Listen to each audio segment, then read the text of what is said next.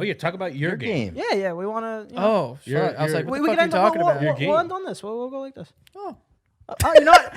Never mind. No. Oh. See, it's not. See, that was Too self-inflicted. He poured champagne They're all over me. weatherproof. I'm glad you grabbed the vodka and not the paper towel to help me like you helped him. You're on your own, buddy. Also, You're okay. I can't reach that. Can you grab that? God dang it. But yeah, when you were posting like hints of your game, we were like, we had the cork board out with like the red Trying to figure out strings. what's going Like, on. what is going on? It's the red and the and blue. I messaged you and I was like, oh, you want to give any hits? And this is what he said. Fuck you. Did I say that? I'll show you. I don't got even receipts. I got receipts. I say a lot of stuff. No, but I usually, with my buddy Greg, who I do other people's lives with, like we're business partners and we talk about a lot of things, whatever. So we have like brainstorming sessions, like come up with like creative ideas to do this or that. And we were just talking about ideas to make for like the Santagato Studios channel when I was doing that, which I stopped doing because of the fucking pandemic. I couldn't film with people. Mm-hmm. But so we were coming up with ideas for what to do. And then Greg had shown an interest in like producing some sort of game show that we were going to shoot weekly. And he was like, so there would be like, trivia questions, this and that. So we were kind of just like going through the motions of throwing ideas against the wall and kind of coming up with rules for this thing.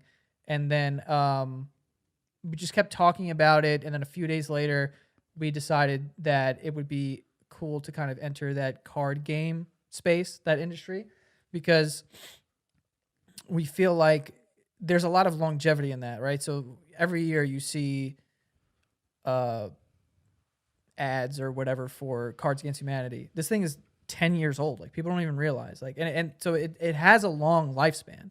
It's not like a thing that you put out and then it's like old next year. Like it has potential to catch fire like 5 years from now if you want. But as long as the concept of it is good and like it actually is fun and eventually it catches fire, then you do well with that. So we're like, all right, let's do this card game thing. And there was so many fucking rules and it was so like, whatever. At first, and we decided to like super simplify it to what it is now.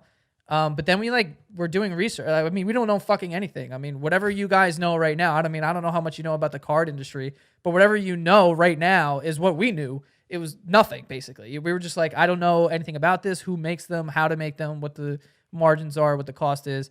So we kind of just did our own research, and then we reached out to the same people who printed Cards Against Humanity, and they actually, I think they're in New Jersey. So we were talking to them about it, and like they're super cheap to make. And if you just have a good idea, they'll print it. And it's like, if you sell 20, we'll print 20. So it's not really like one of those things like you need to hit a certain threshold. You just, if you're able to do it and it's a good idea, then fine. Like we'll just do it. So, we decided to come up with the game, pay the price, and we did all the trivia questions. We tested it a lot. We tested people who were younger than us, who were older than us. Like we tested my mom to make sure that everyone kind of like knew what the fuck was going on. We didn't want it to be like you play Trivial Pursuit. It's like, what 1950s cartoon? You're like, well, I don't fucking know. It's like this question is lost. Yeah, like it's not happening. And then we also wanted to level the playing field for people to, if you suck at trivia, but you're like down to do whatever, like you still have the opportunity to win. Technically, those people have the best opportunity to win. Right. Because you could score every single round. And if you're a combination of the two of like, I know trivia and I'll also do whatever, like those people are usually going to be the ones who win. But they're also going to do like a ridiculous shit that everyone's going to enjoy along the way too. Mm-hmm. Dude, I played one night with my friends because we had a prototype for a couple months, and this was like the first time that me and my friends went out like after the pandemic, and we come back to my apartment and someone's like, oh, we should play the game. I was like, yeah, fuck it, we'll play. One of my friends dated a girl for like 6 years when he was younger, and they had just like started talking again. So she came. And then we were playing this game, and there was one of the consequence cards that I think we ended up like changing like the fucking way it's presented or whatever.